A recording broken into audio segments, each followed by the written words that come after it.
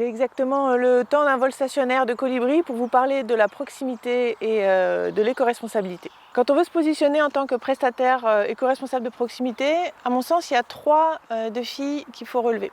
Le premier, comment on gère les déplacements pour limiter leur impact, déplacement vers l'utilisateur, puisqu'il dit geste de proximité, dit aller au-devant de l'utilisateur. Une des possibilités, ça va être d'optimiser ses tournées, ça va être aussi peut-être d'électrifier sa flotte de véhicules électriques. Ça va être d'envisager la mobilité douce dans les métropoles par exemple, ou ça va être s'installer, être au plus proche de l'utilisateur à travers des kiosques et donc servir l'utilisateur du système d'information là où il est. Donc ça c'est premier enjeu, réduire les émissions de CO2 et les mesurer, ces émissions de CO2 pour en rendre compte. Deuxième enjeu important, c'est on est un acteur de confiance, on a établi une relation de confiance avec l'utilisateur. Comment on va pouvoir, à travers cette relation de confiance, les guider vers les gestes éco-responsables, comment mieux régler les temps de veille, etc. Donc vraiment du conseil personnalisé.